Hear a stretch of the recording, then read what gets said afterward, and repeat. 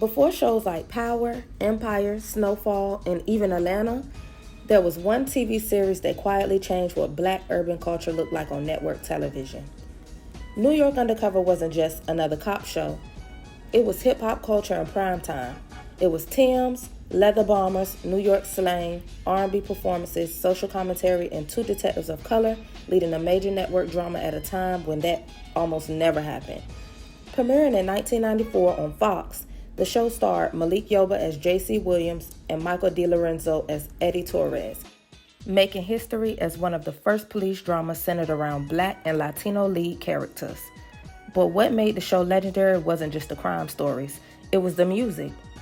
Every week, New York Undercover brought hip-hop and R&B directly into America's living room in a way television had never done before. And today, we're breaking down how this series became a cultural time capsule for 90s Black America and why its influence still matters.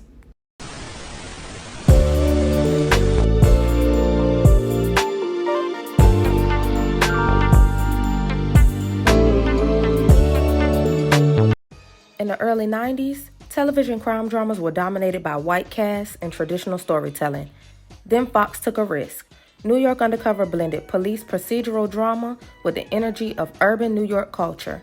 Executive producer Andre Harrell, founder of Uptown Records, helped shape the show's musical identity, and the series originally even carried the working title Uptown Undercover. That influence mattered, because unlike other cop shows, this series actually felt like the neighborhoods it portrayed. The music, the fashion, the slang, the clubs, the issues. It reflected Black and Latino New Yorkers instead of treating them like side characters. The show tackled topics like police brutality, racial profiling, gang violence, HIV, addiction, poverty, family struggles in urban communities, and it did it while centering characters of color as heroes instead of stereotypes. That representation hit differently in 1994. If you watch New York Undercover, you already know.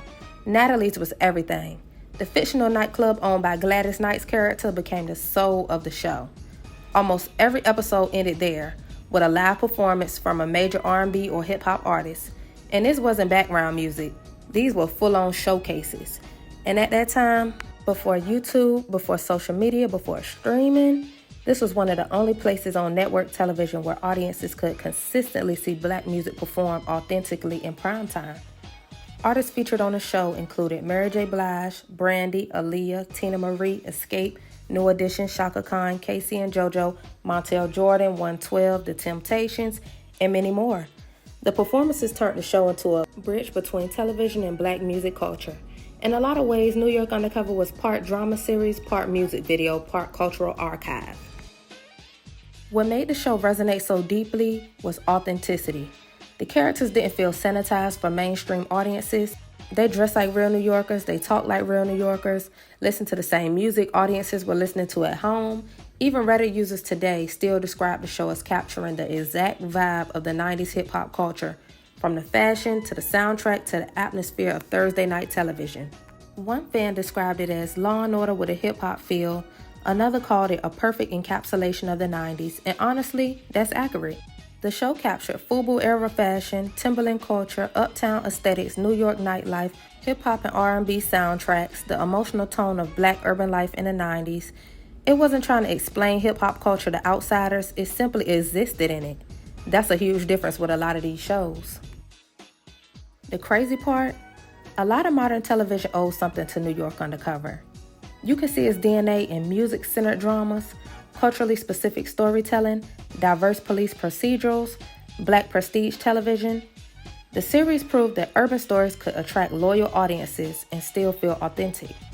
It also helped normalize hip-hop culture on television before corporate America fully embraced it. Remember, in 1994, hip-hop still wasn't treated like mainstream culture, but New York Undercover understood where the culture was heading before everybody else did. And today, the show works almost like a time machine. Watching it now gives you the music, the energy, the language, the style, and the emotional reality of 90s New York in a way few shows ever capture. New York Undercover wasn't just important because it had Black and Latino leads. It mattered because it treated hip-hop and R&B culture as worthy of serious storytelling. It gave artists a platform, it gave urban audiences representation, and it preserved a moment in Black cultural history that still feels alive today. For a lot of people, this wasn't just a TV show. It was Thursday night in the 90s. And honestly, television still hasn't fully recreated that feeling. Was New York Undercover ahead of its time? Let me know your thoughts down below, and if you enjoyed this video, make sure to like, comment, and subscribe.